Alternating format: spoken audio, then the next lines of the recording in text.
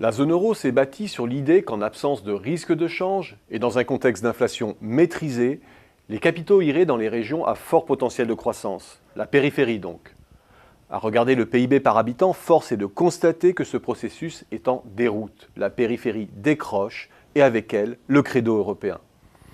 Mais la convergence, c'est aujourd'hui autre chose en Europe. C'est le processus de rééquilibrage des balances des paiements à l'intérieur de la zone euro, qui passe par des dévaluations salariales à défaut de pouvoir s'opérer par la dépréciation du change. C'est à la dérive des coûts salariaux par unité produite, les coûts unitaires, que l'on attribue une large part du creusement des déficits des paiements en zone euro. Nouvelle doxa donc, la convergence consiste à refermer ces écarts. Alors oui, de ce point de vue, il y a bien convergence, au moins partielle des coûts. Les corrections sont significatives en Espagne, au Portugal, en Irlande et en Grèce. Les résultats sont plus mitigés pour l'Italie. Et les résultats sont tangibles sur la balance des paiements. Ces pays se rapprochent tous de l'équilibre. Peut-on parler de convergence pour autant? Le résultat est acquis aussi, en partie, grâce à l'affaissement de leur demande intérieure. Le poids de la demande intérieure de l'Italie, de l'Espagne, du Portugal et de la Grèce dans la demande interne de la zone est passé de 33% en début de crise à moins de 30% aujourd'hui. Celle de l'Allemagne de 27% à 29,5%. Le redressement des balances doit beaucoup au décalage conjoncturel. Mais à contrario, le décrochage des salaires et des prix immobiliers commence à attirer les investisseurs. L'investissement direct semble reprendre la direction de l'Espagne et du Portugal.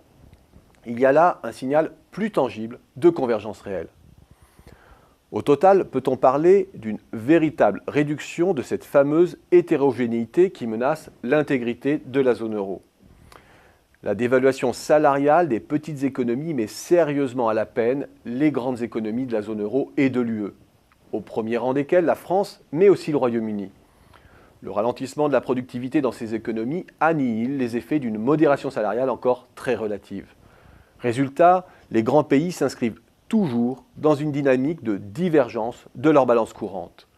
Les écarts de profitabilité entre les entreprises renforcent aussi les disparités de compétitivité en Europe. Car cette différence des capacités de financement de l'investissement renforce les avantages hors coût du Nord.